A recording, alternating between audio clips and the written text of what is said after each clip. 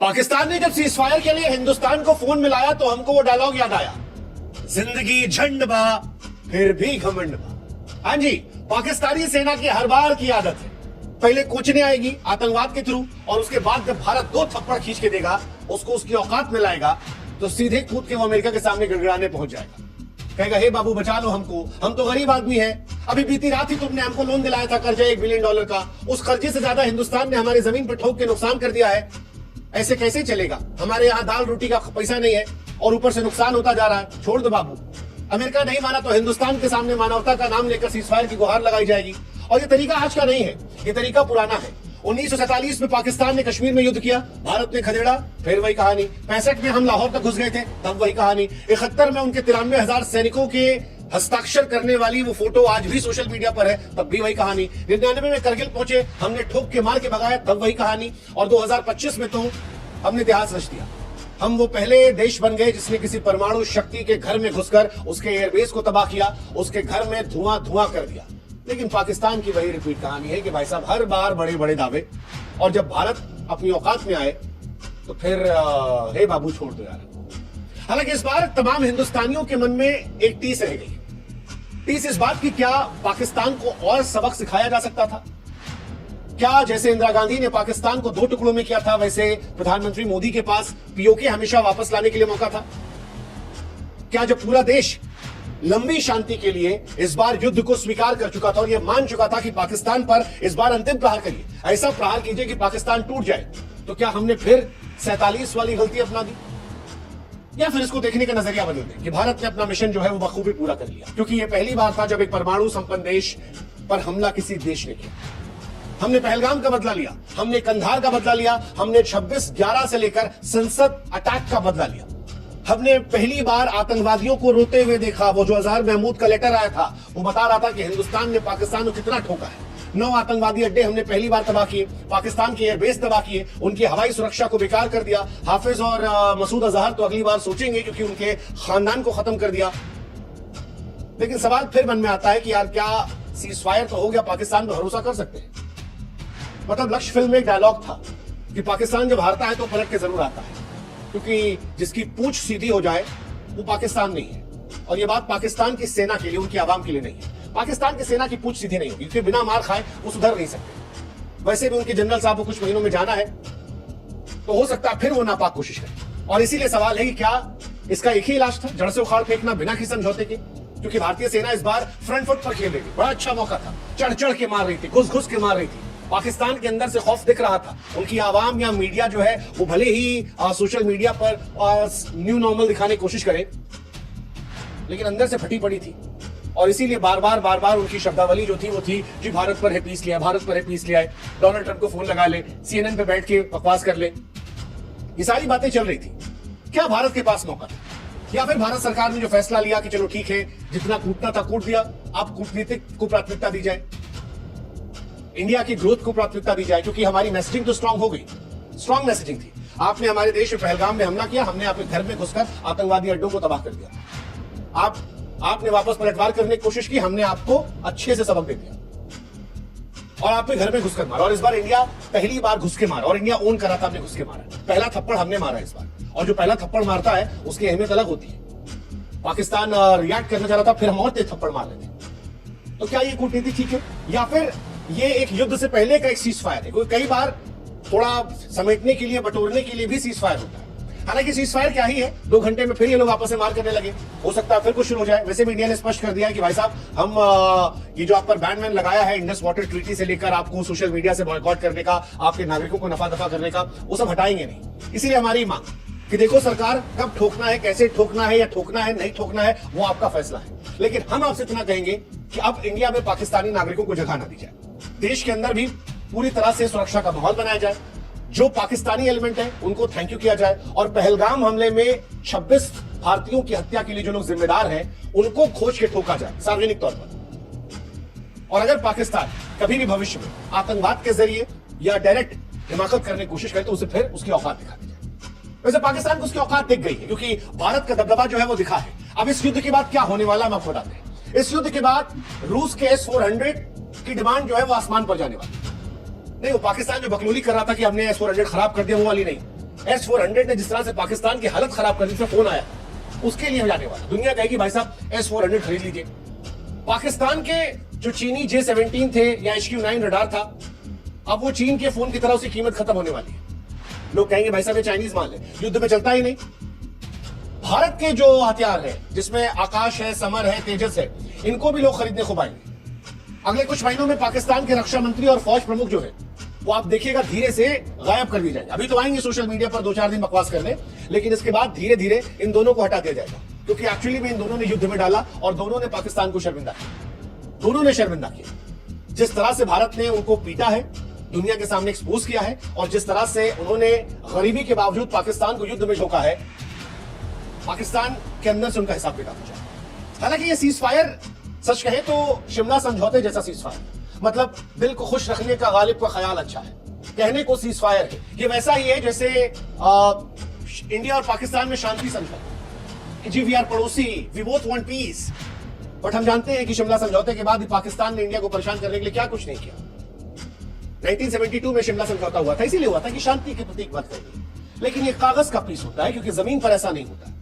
इसके बाद भी पाकिस्तान ने 91 में नौटंकी की, 84 में सियाचिन में की, उसके बाद संसद पर अटैक किया, पूरी पुलवामा, बंबई में हमला, पहलगाम।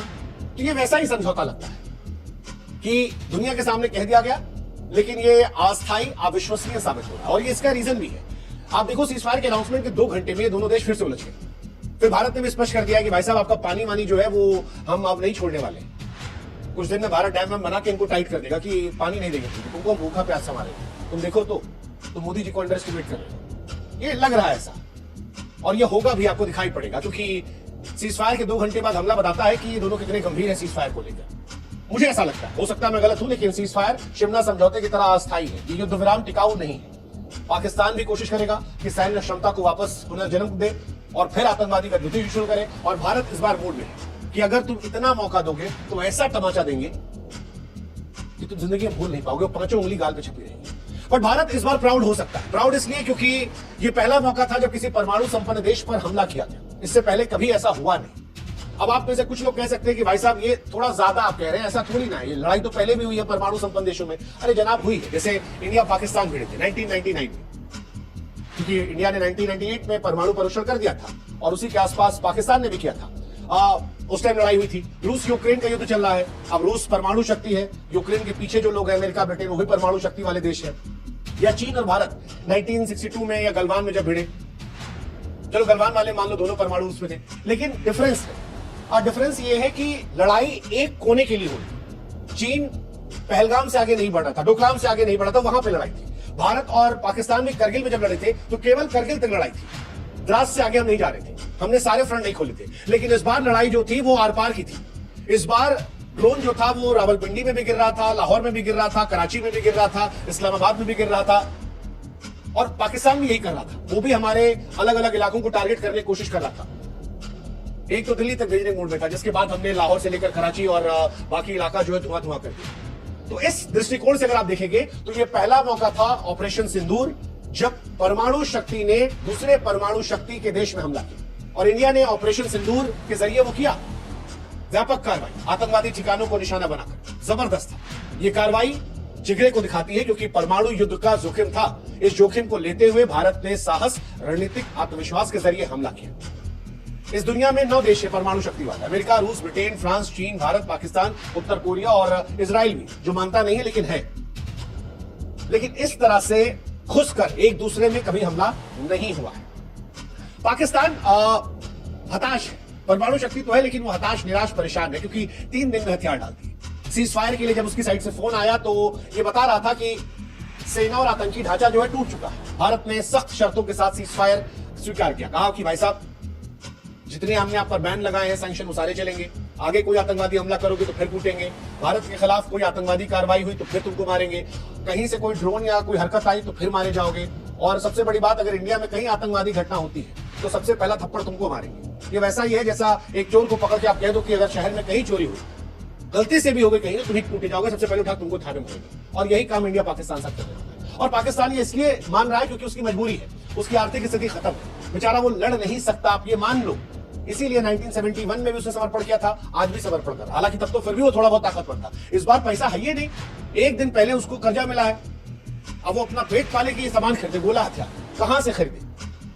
हालांकि इसमें डोनाल्ड ट्रंप जो है वो क्रेडिट चोर के तौर पर आ गए, और आज हम कहेंगे डोनाल्ड ट्रंप बाबू जो है वो क्रेडिट चोर है। डोनाल्ड ट्रंप ने जैसे ट्वीट लिखा, ऐसा लगा कि कितने बड़े वो नेता है।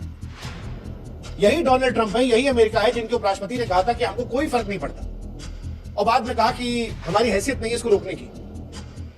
सच ये है कि डोनाल्ड ट्रंप क्रेडिट चोरी करने आ रहे हैं। उन्होंने ट्वीट किया, हो सकता है उन्होंने बात की हो, सारी कहानी हो, लेकिन हकीकत यही है कि इंडिया ने पाकिस्तान की बजाई, और खासतौर पर बीती रात जिस तरह बजाई थी, पाकिस्तान उससे घबराया था। पाकिस्तान जानता था कि आज की रात और भारी हो सकती है। इससे पहले कि आज की रात बजे उसने फोन गनगनाना शुरू कर दिया, और जब फोन गनगनाया गया, हॉटलाइन से बात हुई, भारत से कहा गया, भारत भी अपना लार्जर मैसेज जो है वो दे चुका है, और भारत दुनिया को भी दिखा रहा है कि भाई साहब हमें जो करना था हमने कर लिया, हमारा मकसद पीस है, हम ग्रोथ चाहते हैं, शांत रहना हम भी चाहते हैं, लेकिन अपनी शर्तों पर। और ये भारत ने कर दिया। दुनिया जानती है, भारत ने इतिहास रच दिया।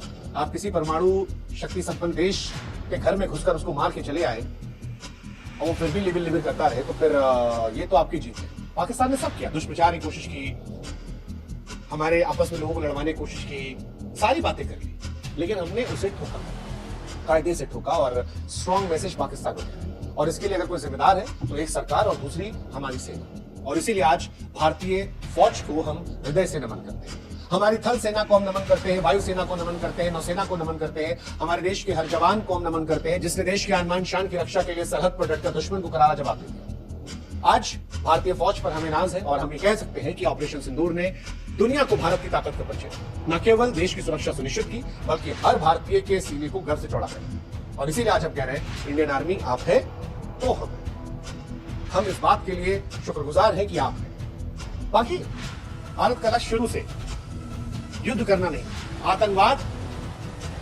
को लेकर पाकिस्तान के दिमाग में डालना था कि अब आतंकी हमले युद्ध माने जाएंगे, और अगर आतंकी हमला हुआ तो उसकी कार्रवाई चुकानी पड़ेगी। इंडिया ने ट्रेलर उरी के बाद दिया था, पुलवामा के बाद दिया था, लेकिन इस बार जो किया वो वेब सीरीज का पहला एपिसोड था, और ये एपिसोड काफी भारी पड़ा। ये सीजफायर या ये युद्ध विराम भारत की रणनीतिक जीत है। ये सीजफायर पाकिस्तान की हार का सबूत है कि अगर कोई फिर से हरकत की गई तो फिर परिणाम आपके लिए विनाशकारी। भारत अब चुप नहीं रहे। अगली गलती लास्ट मिस्टेक हो सकती है, आपको समझना पड़ेगा। आप उस चोर की तरह हो गए हैं जिसको ये वार्निंग दे दी गई है कि शहर में कहीं चोरी होगी तुमको वापस जेल में डालेंगे। तुम चोरी करो भी मत, और मेक श्योर भी करो कि चोरी ना हो। अभी तो तुम जानते हो, इस्लामाबाद से कराची, रावलपिंडी, लाहौर, पंजाब, इस बार हमारे बम गोले सब देख के अगर हमने देख लिया तो हमारा एयर डिफेंस सिस्टम कैसा है। इससे पहले कि और बजाए, शांति से रहो, तुम भी आगे बढ़ो, हम भी आगे बढ़े, खुश रहो यार, छोटे भाई हमारे यार, बेटे संभालो, बस रहो।